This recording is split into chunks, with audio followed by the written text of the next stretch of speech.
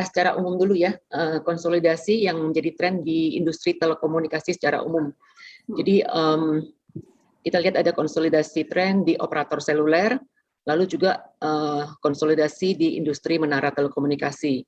Nah, konsolidasi di level operator seluler kita lihat tentunya akan membawa industri seluler ini ke arah yang lebih sehat dalam banyak hal, misalnya dalam sisi kompetisi, efisiensi, maupun profitability. Dan industri seluler yang lebih sehat tentunya akan berimbas baik terhadap industri menara telekomunikasi. Industri penyedia menara ya. Nah, efek jangka pendek dari konsolidasi di industri seluler ini adalah tentunya permintaan menara yang akan lebih flat, lebih datar. Akan tetapi untuk jangka menengah dan jangka panjangnya, kita antisipasi permintaannya akan jauh lebih baik karena didorong oleh industri seluler yang sudah lebih sehat itu tadi. Sedangkan untuk konsolidasi di industri menara sendiri, kita lihat di paruh kedua tahun ini ada event besar ya, sebuah konsolidasi yang terjadi. Kita mundur dikit dari Omnibus Law. Pada saat Omnibus Law ini terbit, investasi asing untuk masuk ke industri telekomunikasi ini dibuka. Tadinya kan nggak bisa, sekarang udah dibuka. Dari sini sih kita melihat, kita antisipasi ke depan tidak hanya konsolidasi yang akan terjadi, tapi juga masuknya investor asing ke industri menara di Indonesia. Dan memang kita lihat di tahun ini kan sudah banyak ya nama-nama besar asing yang udah masuk di market kita. Bahkan yang ada selain udah bergerak di market juga udah ada yang masuk ke market bahkan. Dan secara positif juga kita lihat valuasi di industri menara ini sudah bergerak naik sekali banyak ya.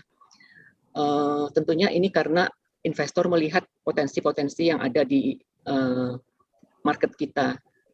Baik, ini Bu Lili berarti menurut Anda bisnis jual beli menara telekomunikasi ini dinilai bakal menarik ke depannya atau bagaimana? Menarik. Oke, baik. Ini Bu Lili, sejauh apa tantangan dan hambatan yang dihadapi oleh pelaku sektor menara telco nih untuk menambah jumlah menara lagi? Tantangan terbesar dari sisi regulasi dan perizinan ya. Perizinan dan regulasi nggak cuma dari sisi pemerintah, tapi juga dari sisi penduduk komunitas lingkungan, karena kan kita perlu dapat izin lingkungan juga. Jadi dari sisi regulasi dan perizinan itu selain mahal dan bisa lama. Lalu hal kedua adalah juga akuisisi lahan sendiri. Akuisisi lahan terutama di daerah padat perkotaan itu bisa jadi lama dan mahal juga. Jadi itu dua tantangan yang terbesar kita hadapi di industri ini. Apa yang Anda harapkan terkait hal ini untuk pemerintah khususnya? Dari regulator ya? Regulasi yang dipermudah sehingga menciptakan iklim yang lebih kondusif lah ya.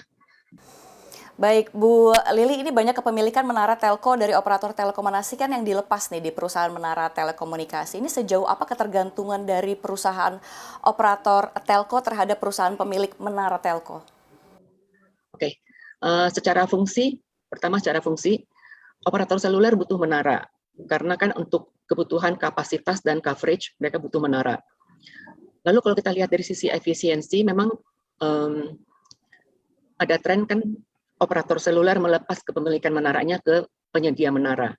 Hal ini kita lihat sebenarnya itu bagus ya dari sisi efisiensi yang akan dicapai karena operator seluler akan berfokus pada core bisnisnya, yaitu penyedia layanan seluler. Sedangkan fungsi penyedia menaranya dialihkan kepada penyedia menara yang punya core kompetensi di bidang itu juga gitu. Jadi ini dari sisi efisiensi memang ini yang seharusnya dilakukan oleh kedua industri tersebut.